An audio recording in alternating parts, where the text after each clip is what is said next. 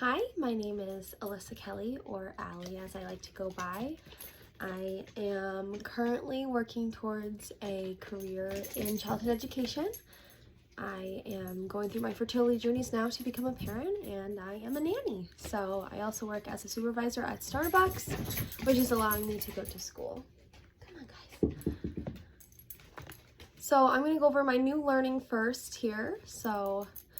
In this term, I learned about the correlation between adverse childhood experiences and childhood development. So this is a really powerful relationship between exposure to abuse and household adversities and dysfunction during childhood, and the risk factors for several of the leading causes of death in adults. So that is Folletti, 1998.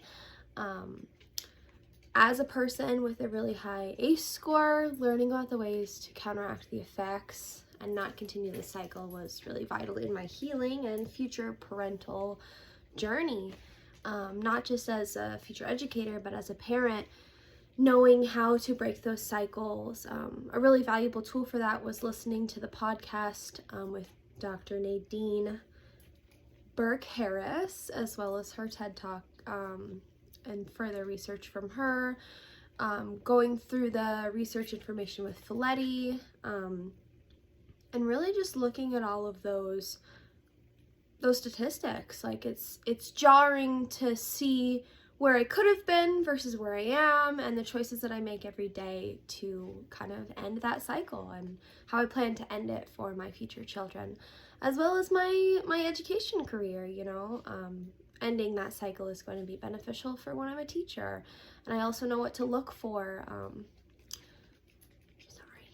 when things are like that. Learning what to look for as far as what children need in the classroom and going from there. So I could go on about that a lot, but I figured I'll move on here. I learned about the early identifiers of speech and language in children, what the milestones are for each age range, and what to look out for in case of developmental delays. That one's Asha 2024. As I go through my fertility treatments, I am constantly consuming material about infant milestones. Language being a vital part of development, I'm eager to know as much as I can. So knowing when smiling to the sound of your voice hits, kind of the different milestones in which children are supposed to be meeting, and what to look out for as far as warning signs for any kind of developmental or cognitive delays. And final thing I'll touch base on from the learning, because I know we're on a time crunch here, is I learned about the psychology behind children lying and how it is a developmental milestone. So that is from Nurture Shock, so Bronson and Merriman, 2009. And this is a direct quote: "A child who is going to lie must recognize the truth, intellectually conceive an alternate reality, and be able to convincingly sell the new reality to someone else. Therefore, lying demands both advanced cognitive development and social skills that honesty simply does not require." And that is a quote directly from Nurture Shock, so Bronson and Merriman. Being a former nanny to a once 4-year-old, now 7-year-old, lying really became an everyday occurrence.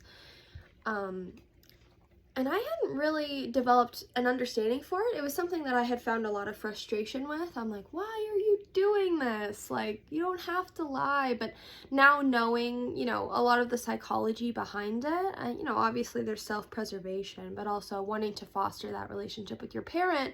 And that is the reason, a lot of this lying takes place, as well as it being a developmental milestone. I think this has kind of deepened my comprehension of exactly what lying in children pertains.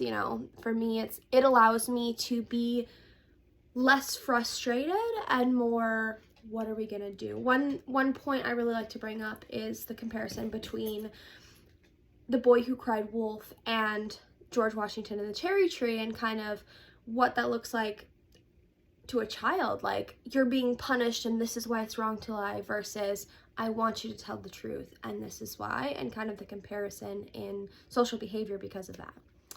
I'm gonna move on to my challenges now. So my challenge, and something that I really want to focus on because I grew up with a sister with special needs, is creating a place that is conducive to all abilities and cognitive levels. So my sister Katrina, she was born with Turner syndrome.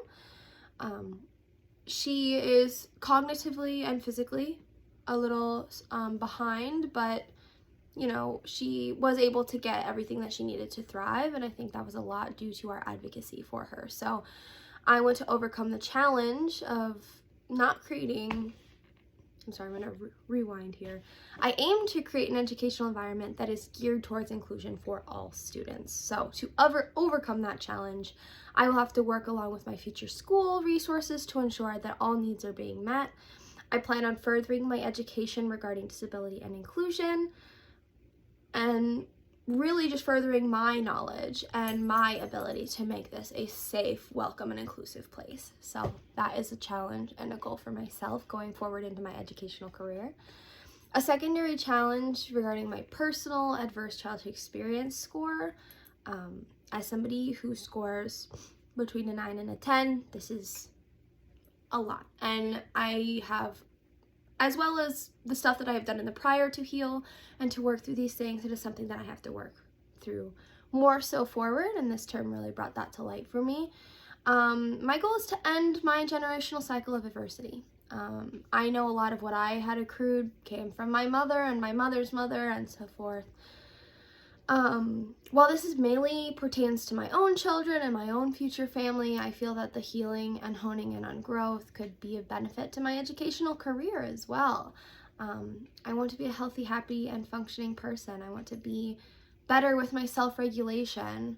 I will say though, as we took our self-regulation test, I ranked highly proficiently, and I think that is a lot due to the fact that I have done so much work to be a healthy, functional, and emotionally intelligent person, but every day I am able to be better, and every day I will work towards my healing journey. So, love that.